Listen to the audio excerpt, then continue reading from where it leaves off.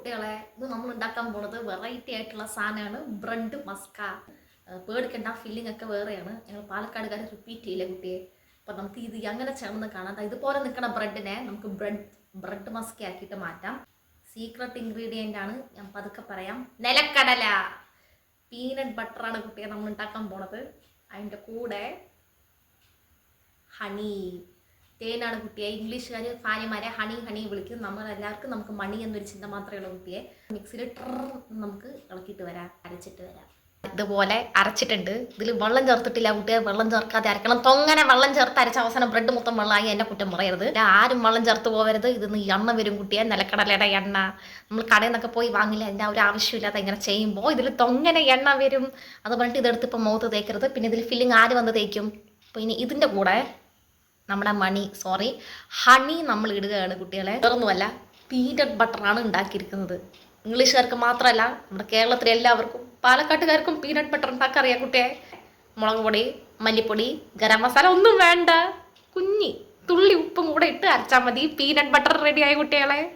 ഇത് നമ്മൾ ബ്രെഡിലിട്ട് തേക്കുക. നമ്മൾ ഓർക്കേണ്ട കാര്യം, ബൺ മസ്കയിൽ 3 ഇൻഗ്രീഡിയൻ്റ് ഉണ്ടായിരുന്നുള്ളൂ. ആരും അത് മറക്കരുത്. മറന്നെങ്കിൽ വീഡിയോ ഒന്നും കൂടെ പോയി കാണുക. പറ്റുകയാണെങ്കിൽ വേറെ ആരുടെയെങ്കിലും മൊബൈലും കൂടെ പോയി കാണുക, അപ്പോൾ വ്യൂ കൂടും.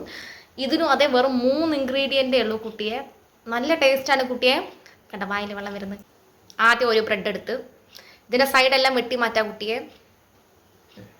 നമ്മൾ 1 സ്പൂൺ നമ്മുടെ ഫില്ലിങ് എടുത്തിരിക്കുകയാണ്.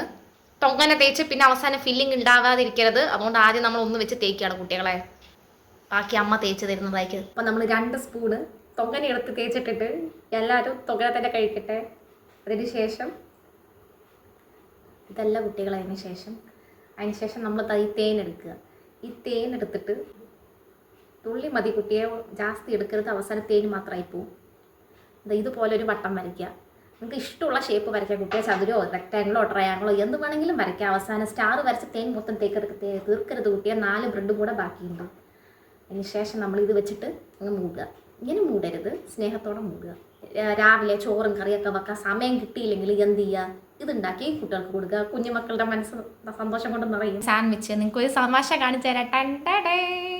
അപ്പോൾ എന്ത് ചെയ്യണമെന്ന് വെച്ചാൽ, നമുക്ക് ദേഷ്യമുള്ള, ക്യാമറ കുറച്ച് താഴ്ത്തി പിടിക്കുകയും, ദേഷ്യമുള്ള ആരെങ്കിലും മനസ്സിൽ വിചാരിക്കുക. എന്നിട്ട് ഇഞ്ചിഞ്ചായിട്ടാണ് കുട്ടിയെ നമ്മൾ വെട്ടേണ്ടത്. ഒറ്റയടിക്ക് വെട്ടി ഇതെങ്ങാനും സാൻഡ്വിച്ച് ഈ ഷേപ്പിൽ വന്നില്ലെങ്കിൽ എനിക്കൊന്നും ചെയ്യാൻ പറ്റില്ല. വലിയ ഷെഫ് പിള്ളെ, ഷാരൻ ഞാൻ തന്നെയാണ്.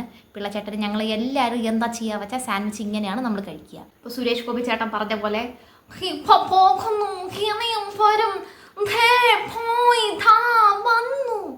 സുരേഷ് ഗോപി ചേട്ടാ എന്നോട് ക്ഷമിക്കും.